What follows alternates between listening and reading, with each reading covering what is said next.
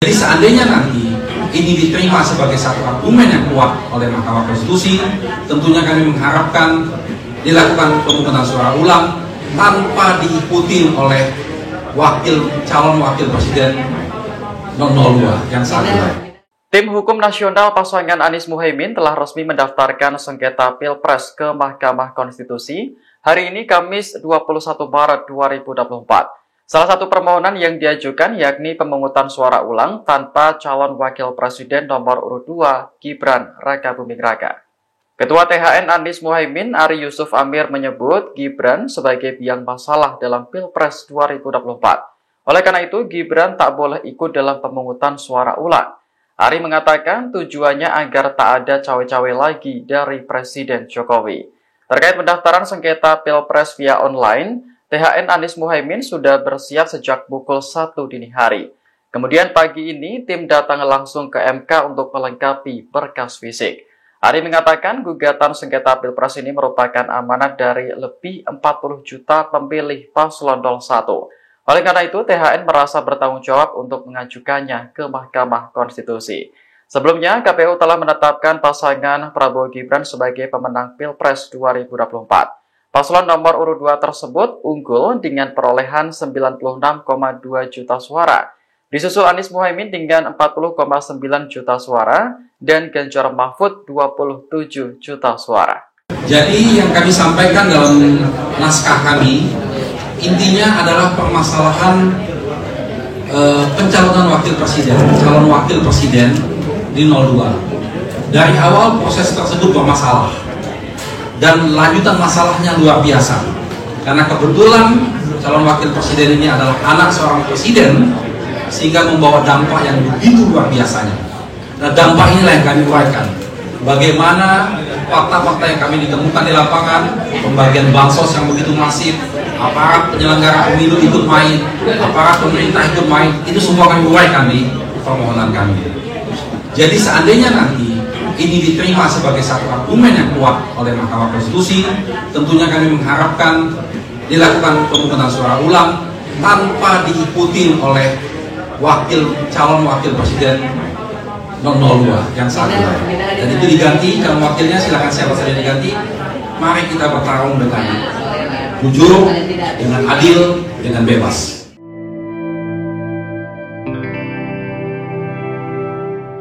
Ketua fraksi PKS DPR RI Jazuli Juwaini mengucapkan selamat kepada pasangan Prabowo Gibran. Diketahui KPU telah menetapkan paslon nomor urut 2 tersebut sebagai pemenang Pilpres 2024. Jazuli mengatakan dalam sebuah kontestasi sejatinya ada pemenang dan ada yang kalah. Oleh karena itu PKS sebagai partai yang paham demokrasi juga harus menerima hasilnya. Kendati demikian, Jazuli menyebut ruang untuk mengajukan gugatan ke Mahkamah Konstitusi tetap terbuka. Ia pun mempersilahkan semua pihak untuk mengajukan gugatan sengketa Pilpres sepanjang memiliki bukti. Sebelumnya, KPU telah menetapkan pasangan Prabowo Gibran sebagai pemenang Pilpres 2024 pada Rabu malam. Prabowo Gibran unggul dengan perolehan 96,2 juta suara. Kemudian Anies Muhaimin berada di urutan kedua dengan 40,9 juta suara. Sementara pasangan Ganjar Mahfud hanya mengantongi 27 juta suara. Ini merupakan hasil rekapitulasi suara di 38 provinsi dan 128 wilayah kerja panitia pemilihan luar negeri. Dari total 38 provinsi, Prabowo Gibran berhasil menang di 36 provinsi. Kemudian Anies Muhaimin unggul di 2 provinsi, sementara Ganjar Mahfud tak unggul di provinsi manapun. Bahkan luar negeri pun memberikan catatan kepada kita.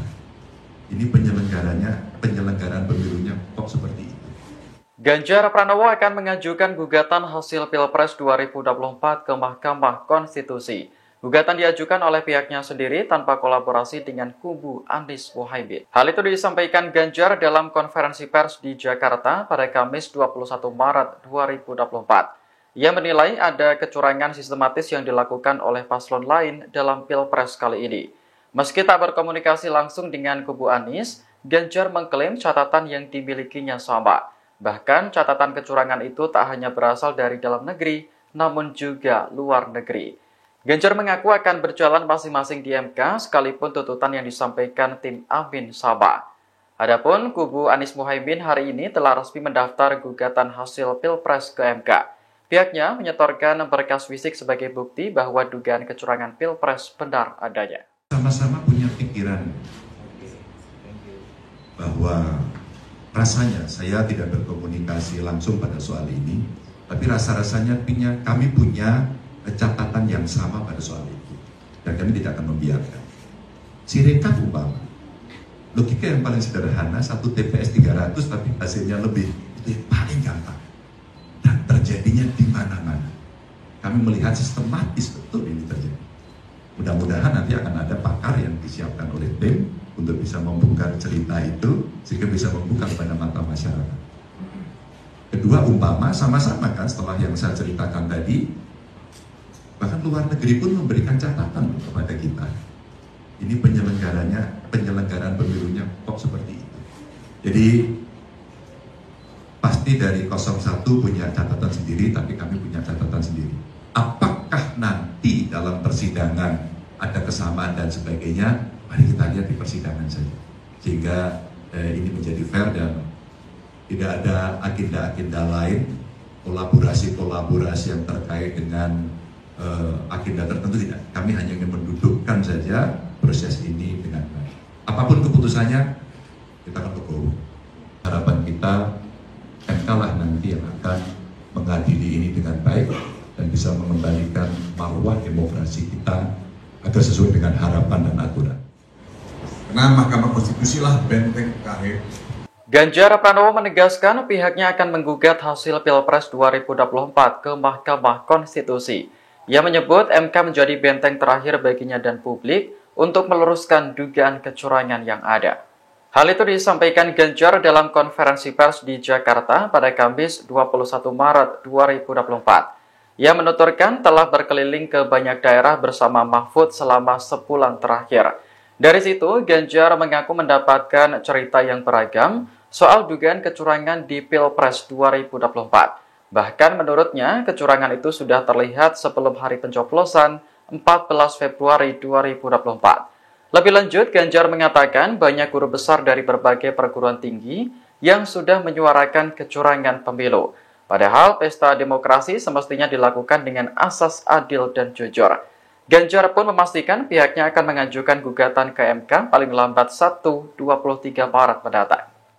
Maka setelah pengumuman tadi malam, dan saya kira ini momentum yang sangat bagus kepada majelis hakim yang nanti ada di MK untuk menunjukkan kredibilitasnya. Setelah dulu ada putusan MK, setelah juga kita melihat penyelenggara pemilu juga mendapatkan hukuman etik, maka tentu saja kita mesti mengembalikan kredibilitas demokrasi kita ini jauh lebih baik. Dan untuk itu tim akan segera mendaftarkan itu dan mudah-mudahan akan membuka tabir, dan tentu saja harapan kita MK lah nanti yang akan mengadili ini dengan baik dan bisa mengembalikan marwah demokrasi kita agar sesuai dengan harapan dan aturan. Karena Mahkamah Konstitusi lah benteng terakhir menjaga konstitusi, dan kita memang menuntut keadilan konstitusional dalam proses.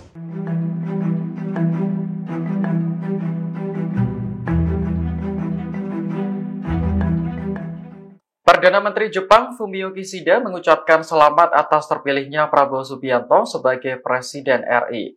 Ucapan selamat itu disampaikan lewat surat yang dikirim Kishida pada Rabu 20 Maret 2024. Dalam suratnya, Kishida juga menyinggung posisi Prabowo sebagai Menteri Pertahanan.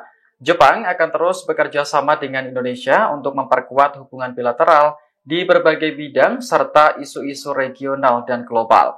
Adapun hubungan Indonesia dan negeri matahari terbit itu sudah terjalin selama 65 tahun. Sebelumnya, Prabowo juga telah menerima ucapan selamat dari sejumlah pemimpin negara, di antaranya Prancis, Malaysia, Inggris, hingga Amerika Serikat. Namun, ucapan selamat itu didasarkan pada hasil hitung cepat yang mengunggulkan pasangan Prabowo Gibran. Barulah pada Rabu 20 Maret malam kemarin, KPU mengumumkan secara resmi hasil pemilu. Prabowo Gibran dinyatakan sebagai pemenang dengan perolehan 96,2 juta suara. intinya adalah permasalahan pencalonan calon wakil presiden di 02. Dari awal proses tersebut bermasalah dan lanjutan masalahnya luar biasa. Karena kebetulan calon wakil presiden ini adalah anak seorang presiden, sehingga membawa dampak yang begitu luar biasanya. Kubu Anies Muhaimin menyebut pencalonan Gibran sebagai cawapres adalah sumber masalah dalam Pilpres 2024. Oleh karena itu, pihaknya tak ingin Gibran dilibatkan dalam pemungutan suara ulang. Hal itu disampaikan Ketua Tim Hukum Anies Muhaimin, Ari Yusuf Amir, saat mendatangi gedung MK pada Kamis 21 Maret 2024. Menurutnya, posisi Gibran sebagai cawapres Prabowo bisa digantikan oleh siapa saja. Dengan begitu, seluruh kandidat peserta Pilpres dapat bertarung dengan jujur, adil, dan bebas. Adapun permintaan Gibran tidak dilibatkan dalam pemilu ulang merupakan salah satu isi gugatan yang diajukan ke MK. Tim hukum Anies Muhaimin mendatangi MK hari ini untuk menyerahkan berkas fisik terkait dugaan kecurangan pemilu. Sementara itu, KPU telah menetapkan Prabowo Gibran sebagai presiden dan wakil presiden terpilih. Penetapan itu berdasarkan hasil rekapitulasi suara di 38 provinsi dan 128 wilayah PPLN. Hasilnya, Prabowo Gibran unggul dengan perolehan 96,2 juta suara. Jadi yang kami sampaikan dalam naskah kami, intinya adalah permasalahan pencalonan calon wakil presiden di 02. Dari awal proses tersebut bermasalah dan lanjutan masalahnya luar biasa. Karena kebetulan calon wakil presiden ini adalah anak seorang presiden, sehingga membawa dampak yang begitu luar biasanya. Nah, dampak inilah yang kami uraikan. Bagaimana fakta-fakta yang kami ditemukan di lapangan, pembagian bansos yang begitu masif, aparat penyelenggara pemilu ikut main, aparat pemerintah ikut main, itu semua kami uraikan di permohonan kami. Jadi seandainya nanti ini diterima sebagai satu argumen yang kuat oleh Mahkamah Konstitusi, tentunya kami mengharapkan dilakukan pemungutan suara ulang tanpa diikuti oleh calon wakil presiden 02 yang saat ini. Dan itu diganti, calon wakilnya silakan siapa saja diganti. Mari kita bertarung dengan jujur, dengan adil, dengan bebas.